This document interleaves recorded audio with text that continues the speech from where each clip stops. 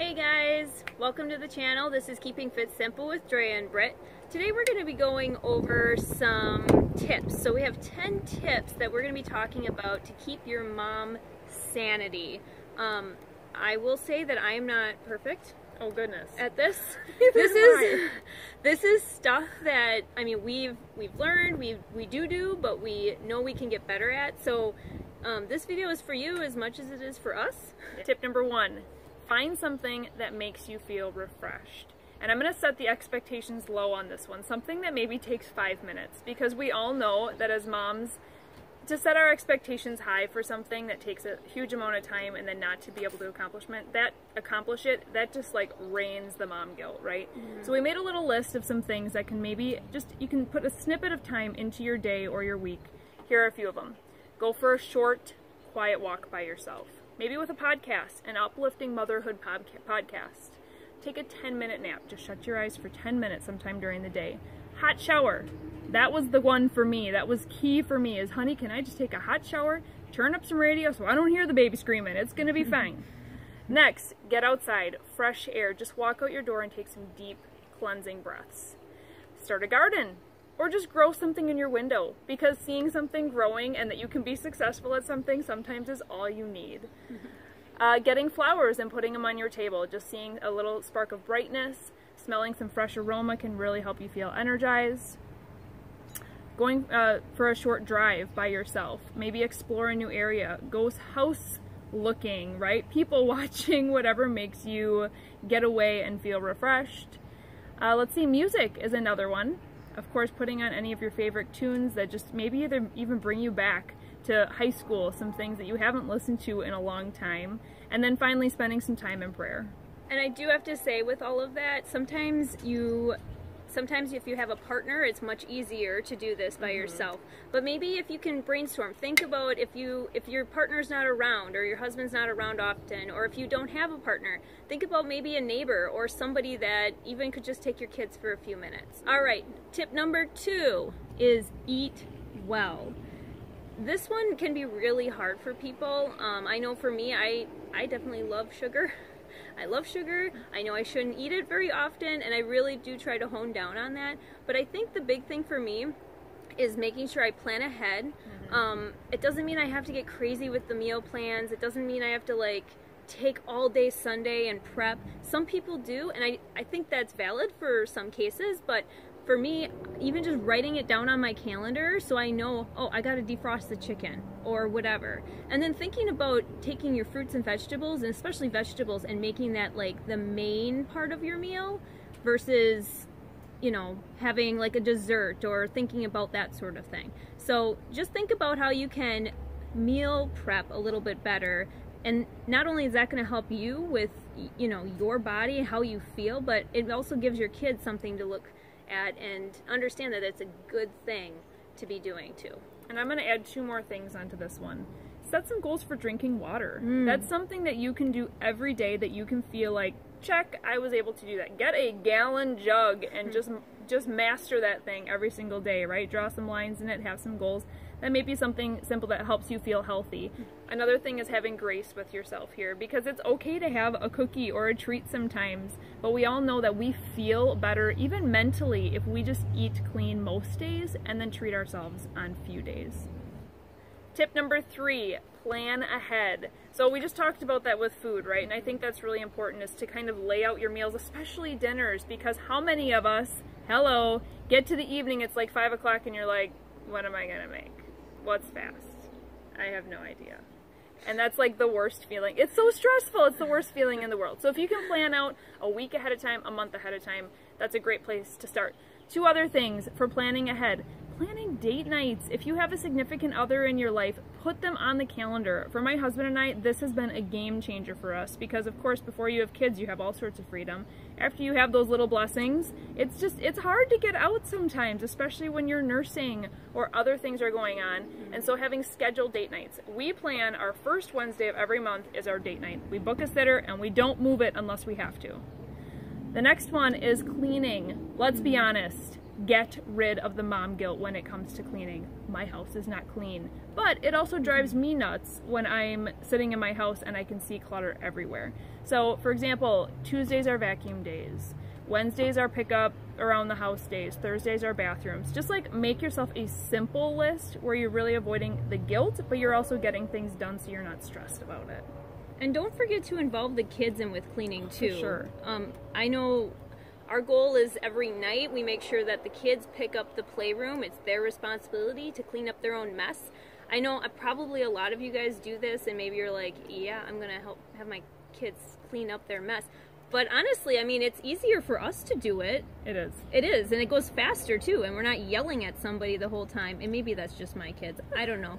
But if they get used to the habit of cleaning up after themselves, whether that's at the end of the day or whatever you choose, it's good for them and it's good for you too. I'm not gonna lie, I'm a little bit different on this one because by the end of the day, I'm done fighting battles. So I don't even do the battle of cleanup. If my kids can shove everything in the playroom, I don't really care what the playroom looks like. But I do agree with Drea on involving your kids in the cleaning, no matter how that fits into your family's lifestyle. My son loves washing windows. I spray the foamy spray stuff on and he goes to town, and I might have to redo it later, you know, if we have people over. But it's fine. He loves doing it and he thinks it's super fun. All right, number 4 is going to be do something that makes you feel accomplished. So we just talked about maybe cleaning, drinking water. Yep. I think for me, I'm a list person, so if I have a list of things I would like to accomplish, and maybe it's not that day, actually most of the time it's not even that day, but if I can cross them off or check them off or erase them, and then I have less stuff to look at on my whiteboard or whatever, it really helps with my mentality and just knowing that I'm getting something accomplished. I think on that line, I saw a meme recently about how once you hit over 30, your mornings always start out with carrying your coffee and looking at your garden. I can relate to that so much because number one, I like gardens, but you just walk out and you're like, I made this. And it doesn't argue with me.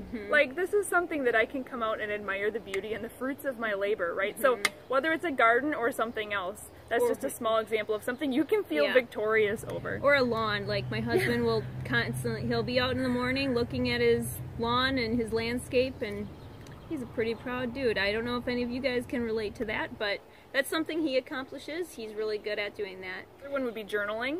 Some people are really good at journaling. I will say this is not my forte. I've tried it. It stresses me out. I wish I was good at it, just so I could look back on it. But journaling is another really good one where if it's something you feel passionate about, you can just jot down a few thoughts from every single day and put a check mark in that box. And another thing too, finish a project that you started. Even if it was a long time ago, whatever it is, a sewing project, an art project. I mean, these are things that also you'd be taking time for yourself, just like we talked about in number 1, something that makes you feel refreshed. Maybe it's part of that. Maybe you need to just scrap the stuff that you're not going to finish. You know, just think about that. You know, be honest with yourself, right? So, I mean, finishing something that you started really helps with that mentality too. Number 5, take social media breaks. And I'm going to get serious on you for this one. Let's face it, we all spend too much time scrolling on social media, whether it's Facebook, Twitter, anything else. And we find ourselves looking and comparing indirectly to other people. Everybody is posting the most fabulous and positive and uplifting and best memories of their life. And very few times do you see people in their struggles. Well, that's me. I mean, I'll post the good stuff. I won't post my kids screaming. So, I mean... The 1-hour tantrum that pursued after the strawberry patch, right? Because you had to take the strawberries away in the car, God forbid. So things like that. So just honestly take 24 hours off of social media.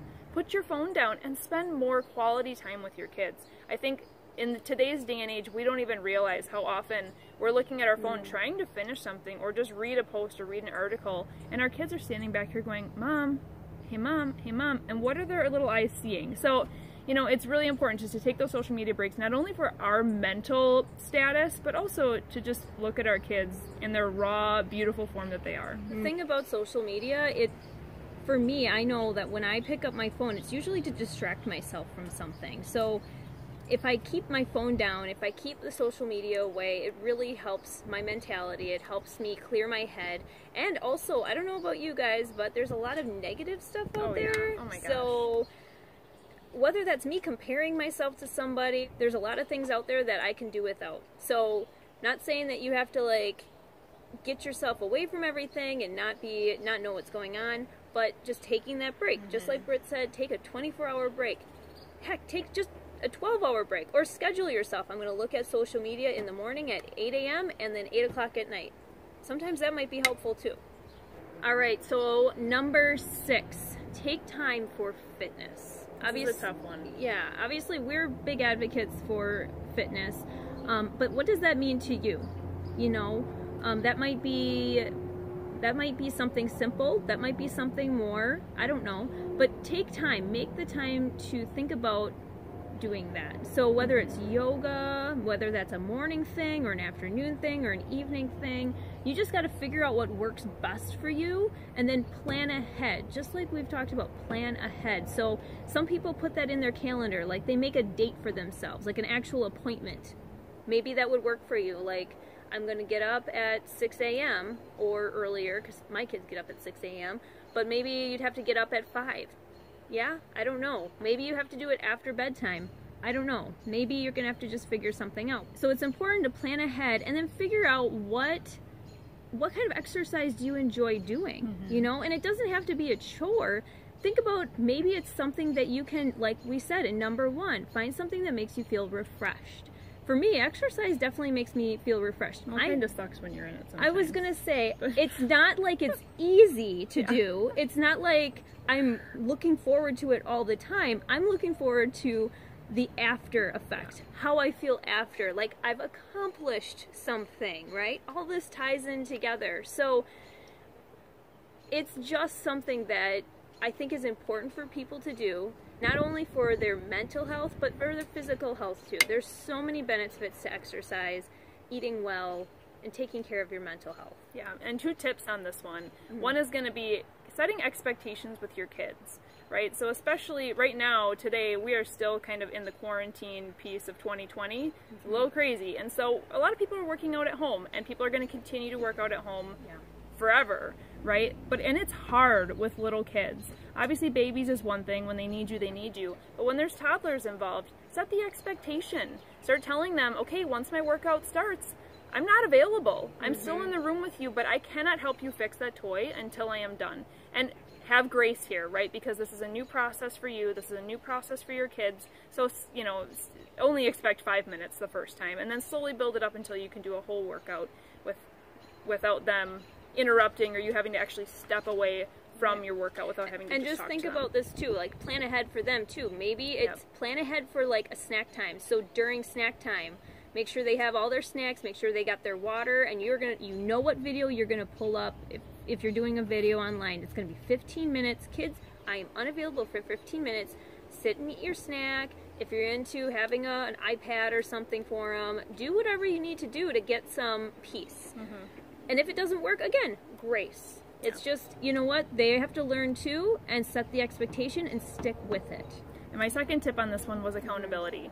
Finding an accountability partner. So whether it's your spouse, significant other, a best friend, a random person you feel like you connect with on Facebook, message, you know, who relates in fitness, just message them and be like, hey, I want to get up at 5:30, 3 days a week. Are you willing to get up and text me and say, hey, I'm up and I'm working it too? Just find an accountability partner. And also, this can be a difficult thing, like we talked about before, if you don't have a partner at home or a significant other that could help you if you want to go for runs or get out of the house and actually do something that's not in front of the TV. I mean, I don't personally like to work out in front of the TV all the time. I enjoy going for my walks and my runs and being outside or whatever. But maybe you could think about having a neighbor help watch your kids, or exchange, like mom to mom kid exchange, something like that, or an aunt or somebody. Even if it's just like, hey, can I drop my kids off for like a half hour? I'm gonna run from my house or from your house or whatever. You just figure it out. So everything's doable. It's just working with what you got and who you know and making it happen. Tip number 7, get silly.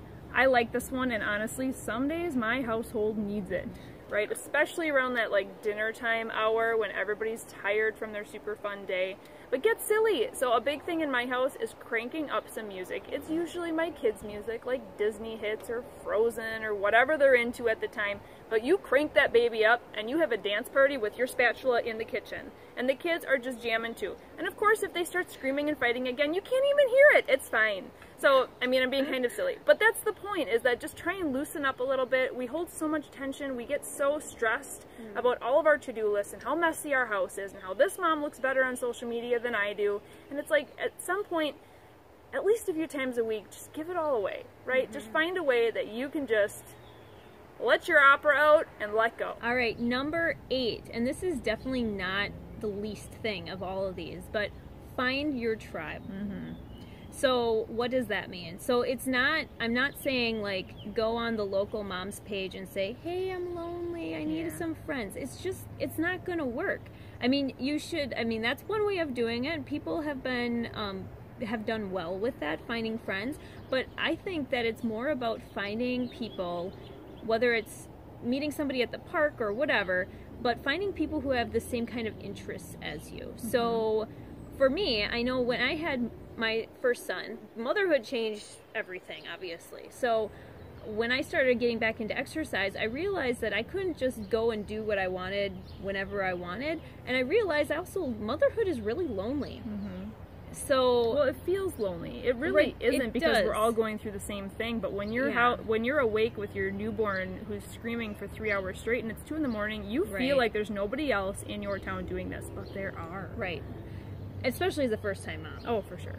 I mean, you know. So, anyways, but when I had my son, I found that fitness was something that I needed to do. I felt like it was something that other moms needed to do too, and that as a fitness instructor, I was able to help guide them in postpartum health. And I learned a lot since then. And Brittany and I, we had a tribe. Well, kind of. I don't know. No, I guess not. We had friends. We had each other. And she didn't even have kids. No. So, I mean, we formed our own tribe. Yeah, we started a tribe. We started our own tribe. And I would say, if you can't find a tribe yourself, make one. Get out there. You know, you don't have to be aggressive about it at all, but you just be assertive, you know. Yeah, that's introduce a big yourself. Point. That's a huge point, because I think so many moms are lonely, and they use their passive personality as an excuse. If you see another mom at a park, it's on you to go say hello if you would like friends. So I know that we all have different personalities. I know that it's super hard for some people to get out of their shell and introduce themselves, but just start with a simple question. Hey, how old are your kids? We can all relate and start conversations with each other so that you can start your own mom tribe if there's not one in your area. And, you know, if that other mom is like standoffish, or, you know, it happens. Right. Try again another time, a different person. It's fine. Don't be discouraged. If anything, just find somebody local, find some group, whether that's maybe even it's a fitness studio or a boutique or a garden club or church. Church. Yeah. Oh my gosh, church is a great place. If you're into church, that's a great place to meet people with the same commonality of faith. There's so many things that people are interested in, and if you're not sure, find something. It'll be all good. Number 9, and I love this one. So we are so stressed within our own lives, right? Well, this one, number 9, is a biggie on giving, on being selfless. When you don't feel like you can be any more selfless because there are little humans crawling all over you all day, and then daddy humans, you know, at night. I mean, like, there's expectations everywhere that you go, right? Of giving and giving and giving. Well, you know what? We're gonna point you in a direction on this one to give just a little bit more, but it's gonna fill your heart. And that's give to another mom friend. And even better, do it anonymously. Can you bless someone else who may be having a hard time? I mean, all of us moms are having stresses whether or not we're honest with ourselves, which is coming up next. But can you bless someone else? Because if you just go to a gas station and you fill up someone else's gas tank, as a super simple example, you know, their day is completely changed. And it took you just a few dollars and a few seconds to give selflessly? Can you send a bouquet of flowers to a friend of yours that you just cherish? Yep. Can you, I mean, if you have the resources, can you surprise someone with a cleaner coming to their house? Can you imagine? So anyway, this one is really big just because even though as moms we are truly selfless, that is our definition, it's just giving from your heart because it really refills that tank of your own. And it doesn't need to be anything that you buy either. Yeah. You could do even just a letter in the mail. I mean, who gets letters in the mail, not typed, like personable, that sort of thing, or just even a message if it has to be just on a Facebook Messenger or whatever. It's just something from the heart to somebody that you know is struggling, that you care about. And that's what friendships are for. It's all about, you know, giving yourself to other people. It's not about just taking, you know, what from other people. It's about giving. Can you imagine if every mom did one act of random kindness to another mom? How much that would build friendships, how much that would build love within your heart, how much that would help people feel cherished when they're feeling completely depleted from energy, right? All right, and then last one, number 10, last but not least, and none of these are least at all, but this one would be to accept help. Yes. This one is hard for me because I have a personality that I will do it. Whether it's hard, whether it's easy, I'll just get it done. I don't need people's help. I will just charge forward and get it done. And whether that's detrimental to my mental health or not, it's just how I am. I think that's just people in general. We don't like to feel weak. That's right? true. We don't like to feel like we can't handle it, or that. Yeah, that's true. You know, again, when we see things in the media and on social media about people, about specifically, we're talking moms here, being successful and being able to be a working mom and being able to raise their kids, and their kids are in cute clothes with perfectly braided hair going to church, la-di-da, and your kids are like in their stained blueberry pajamas and you're 16 minutes late for church. You know, like, we compare. And so being honest with each other, stop pretending that you have it all together. Yeah. I mean, being vulnerable, and when you do find your mom tribe, or even if it's just one friend, being honest with each other so that you can have deep conversations and connect. And getting back to the accepting help piece, this is key for when you have a newborn. When we had our first child, I mean, I remember friends coming over, especially friends who didn't have kids, right? And before you have kids, you have absolutely no clue on how hard the newborn phase is. But I would try and vacuum my house, and I still had the hospital granny panties on. I mean, how deep are we getting here? Like, okay, we'll erase that one. No, I think that was pretty appropriate, actually. We want to talk about being honest. Okay, here we go. We're just going to keep that in there. But, you know, like, people are coming over and you're trying to vacuum and make your house look like you have it all together. This is, you guys, just stop. Just be vulnerable with each other. Be honest, because we are all struggling. In just motherhood in general, because we're imperfect. Right? And then you add on other stresses, family issues. Mom guilt. Well, I'm just talking like finances, you know, like deaths in the family, challenges on friends, just other huge stresses that fall on our shoulders. Motherhood alone is challenging enough. So be vulnerable, be honest, find some friends that you can really dive heart deep into and connect with. So those are 10 tips on surviving motherhood. We hope that you took at least a couple nuggets here, and we'd love to hear from you. Post below on any of these. Name the tip that you're talking about and help give other people some tips.